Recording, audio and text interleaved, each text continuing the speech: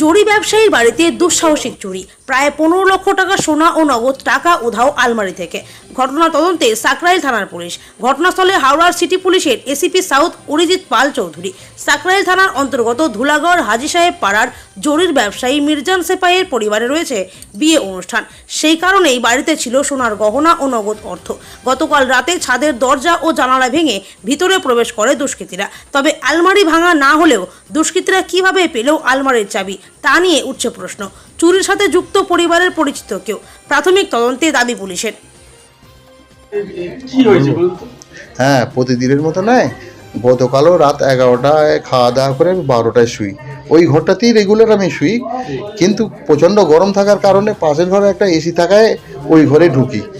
তা ওইখান থেকে আমার আলমারিটা খোলা ফেলা, ওইখান থেকে একটা সাইডে একটা জানলার পজিশন আছে, ওরা মোটামুটি সেইটাকে ফলো রাখতো। চোর দূরের কেউ নেই, একদম আশেপাশের চোর। আর আমার মানে ছেলে মেয়ের বিয়ের কথাবার্তা ফাইনাল প্রায়, সেই বিয়ের জন্য আমি মোটামুটি প্রস্তুতি নিচ্ছিলাম। সেই টাকা গয়না সমস্ত টোটালি চলে গেছে। কত টাকা? প্রায় ধরুন না 11-12 হয়ে যাবে ক্যাশ টাকা। 11-12 কি? হ্যাঁ, 11-12 লাখ টাকা। আর গয়না? গয়না 3টে গয়না অনেকদিন আগে কিনেছিলাম, খেয়াল নেই। 3টে গয়না ছিল,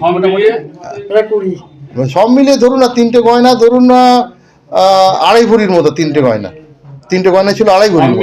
15-20 লাখ টাকা। 15 অবশ্যই হয়ে যাবে। তো 15 হয়ে যাবে। 15 হয়ে যাবে। 15 হয়ে যাবে। 15 লক্ষ। হ্যাঁ, 15 হয়ে যাবে। বিয়ে দেবেন কি করে? আমি তো আর কোনো রাস্তা নেই তো। আর আমি তো ঘর ইনকমপ্লিট করে রেখেছি ছেলে মেয়েদের বিয়ে দেবো বলে। মানে আমার ছেলে মেয়ের বিয়ের প্রায় কত ফাইনাল হয়ে গেছে আমার। সর্বস্ব লুট করে নিয়ে গেছে। হ্যাঁ, সর্বস্ব লুট করে নিয়ে গেছে। পুলিশ প্রশাসনকে অনুরোধ করেছি, বলেছি আমাদের পাশেই ফাঁড়ি আছে ধুলাগড়, এইখানে পাশেই ফাঁড়ি আছে। ওনাদেরকে বলেছি, ওনারাও ইনকোয়ারি করে গেছেন। দেখা যাক ওনারা কতদূর কি করতে পারেন। কখন এসেছিল, কিভাবে হয়েছে এটা?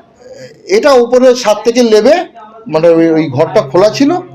আর আলমারি লক করে দেওয়ার পরে আর চাবিটা আমি ওইখানেই মোটামুটি ঢুকিয়ে রাখতাম এমনভাবে যে অন্য কেউ না দেখলে আমার নিজের ছেলেও বার করতে পারবে না চাবিটা।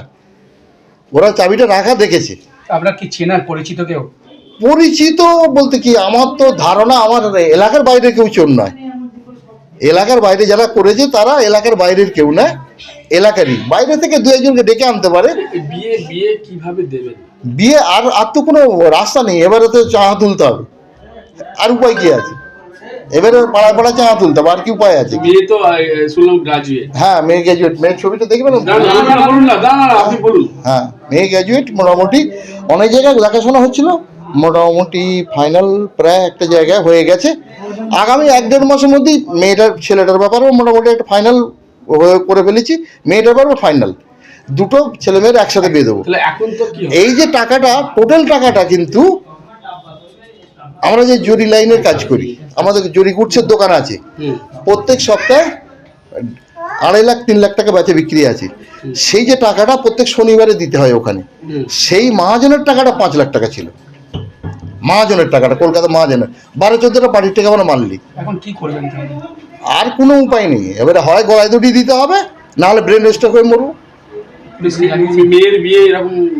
মেয়ের বিয়ে আছে, ভাই এসেছিল, তারা দেখে গেল, বললো এখন প্রশাসনের কাছে বলো কতদূর কি করতে পারে। চোর তো বাইরের কেউ নেই, ইচ্ছা করলে তারা ধরতে পারে, যদি মনে করে চোর ধরে ফেলবে। জানিয়েছেন পুলিশকে? পুলিশকে জানিয়েছি। পুলিশ কি বললো? পুলিশ বললো আমরা দেখতেছি। আপনি কমপ্লেন করেছেন? হ্যাঁ, কমপ্লেন করা হয়েছে তো। বলুন। হ্যাঁ, কমপ্লেন করা হয়েছে। কমপ্লেন করা হয়েছে আমাদের এই ফাঁড়িতে, চৌরাস্তা ফাঁড়িতে, চৌরাস্তা অর্থাৎ সাকরাইল ফাঁড়ি এখানে। হ্যাঁ হ্যাঁ, ঠিক আছে। আপনার নাম? আমার নাম মির্জান সেপাই। ঠিক আছে।